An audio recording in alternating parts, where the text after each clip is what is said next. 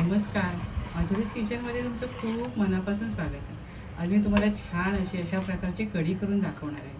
सध्या उन्हाळा आहे ना, त्यामुळे भाजी आमटी नको असेल ना, तर अशी कढी करा. कढी भाताबरोबर, चपातीबरोबर नुसती प्यायलाही छान लागते. अशी चविष्ट कढी मी आज बनवणार आहे. चला आपण रेसिपीला सुरुवात करूया.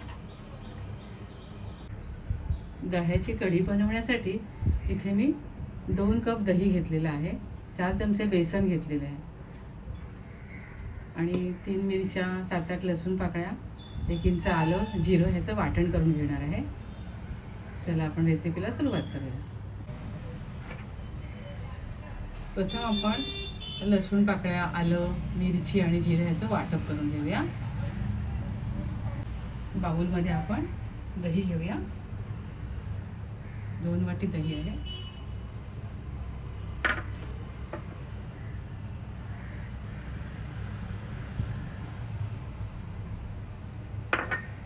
दही आपण छान मिक्स करून घेऊया.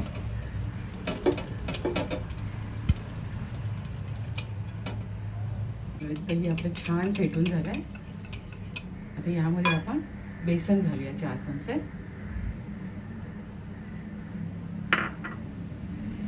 आणि तेही मिक्स करून घेऊया. यामध्ये 2 वाटी पाणी घालूया. दहीच्या वाटीत भांड्यातच मी पाणी घेतलं. 2 बाउल घेतले आणि पुन्हा छान मिक्स करून घेऊया.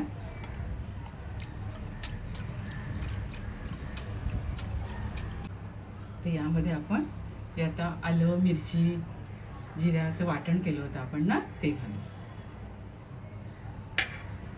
आणि पुन्हा 2 वाटी पाणी अजून घालूया. तुम्हाला कढी कशी पातळ हवी, घट्ट हवी, त्याप्रमाणे तुम्ही पाणी घालू शकता.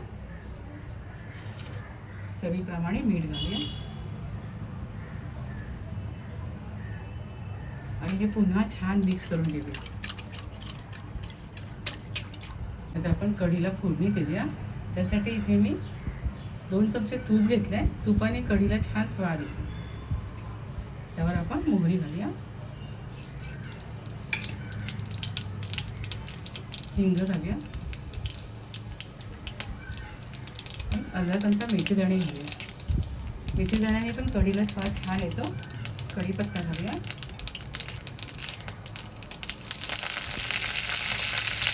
आपण थोडी हळद घालूया. आपली फोडणी बघा इथे छान झाली. आता यावर आपण कढी आपली ओतूया. आपण जे बॅटर तयार केले कढीचं ते आपण घालूया.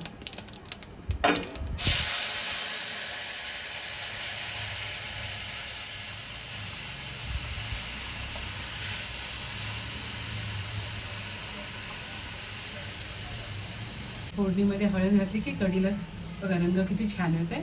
थोडं आपण पाणी घालूया.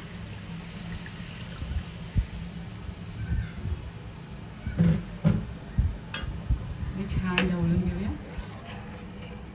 कढीला कड येईपर्यंत आपण ढवळत राहायचं, म्हणजे कढी आपली फुटत नाही.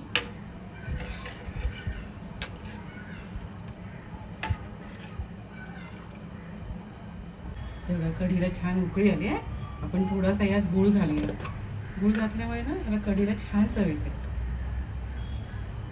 मीठ आपण मगाशी दही बेसन मिक्स करताना घातलं होतं ना, तर थोडंसं टेस्ट करून बघायचं. वाटलं तर थोडंसं मीठ घालायचं.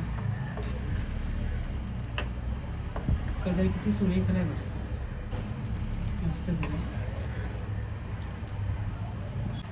बघा कढीला छान उकळी आली ना. आपण थोडीशी कोथिंबीर घालूया.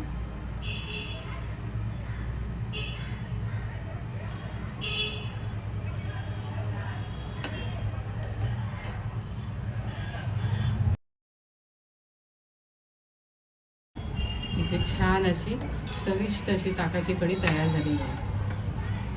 आपल्याला कधी बरं नसेल, तोंडाला चव नसेल, तर अशा प्रकारची कढी तुम्ही अवश्य करून खा. खूप छान लागते.